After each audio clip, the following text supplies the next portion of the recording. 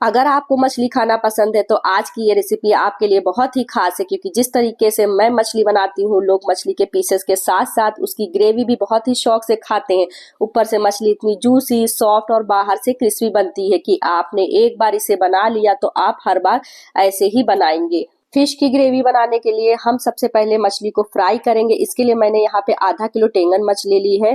Fish को हमने यहाँ पे अच्छे से वॉश कर लिया है। अब हम इसमें ऐड करेंगे आधा चम्मच हल्दी पाउडर, आधा चम्मच नमक और यहाँ पे 1.5 चम्मच के करीब बेसन ऐड करेंगे और इसे बहुत अच्छे से मिक्स कर देंगे। अब यहाँ पे मछली को बेसन के साथ में, हल्दी के साथ में इतने अच्छे से मिक्स करना है कि एक पतली सी लेयर बेसन की यहाँ पे कोटिंग सी चढ़ जाए। अब यहाँ पे फिश को फ्राई करेंगे। फिश को फ्राई करने के लिए पैन में सबसे पहले 2 चम्मच यहाँ पे सरसों का ऑयल लेंगे और जैसे ही ऑयल गर्म हो जाएगा सारे फिश के पीसेस यहाँ पे हम ऑयल में रख देंगे। जब यहाँ पे एक साइड से फिश फ्राई हो जाएगी तो पलट कर दूसरी साइड से भी यहाँ पे गोल्डन कलर आने तक के फ्राई कर लेंगे। हम फिश फ्राई करते समय एक बात का आपको ध्यान रखना है, जब एक साइड से अच्छे से पक जाए तभी आपको पलटना है, वरना ये बहुत ही जल्दी टूटने लगती है।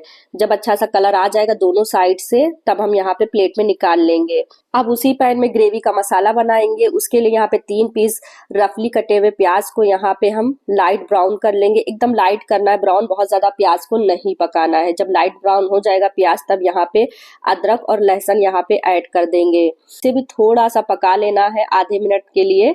अब लास्ट में इसमें 2 टमाटर ऐड कर देंगे। 2 टमाटर ऐड करने के बाद इसे थोड़ा सा सॉफ्ट होने तक के पका लेना है। ये सारा मसाला जब हम पका लेंगे, अच्छे से सॉफ्ट टमाटर हो जाएंगे तो इसे पैन से हम एक प्लेट में निकाल लेंगे। अब इस मसाले को ग्राइंडिंग जार में ऐड करके इसे फाइन सा इसका पेस्ट बना लेंगे।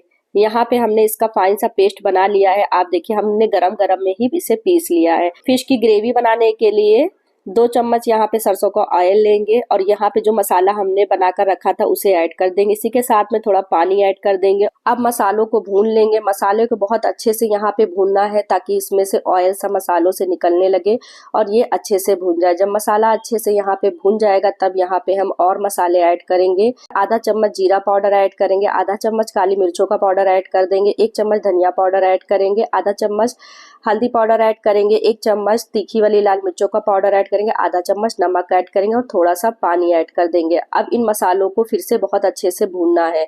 इतना अच्छे से भूनना है कि ऑयल फिर से यहाँ पे निकलने लगे। जब ये बहुत अच्छे से मसाला भून जाएगा तो लास्ट में हम इसमें ऐड कर देंगे आधा चम्मच कसूरी मेथी ऐड कर देंगे और आधा चम्मच गरम मसाला ऐड कर देंगे। इसे आपको लास्ट में ही ऐड करना है।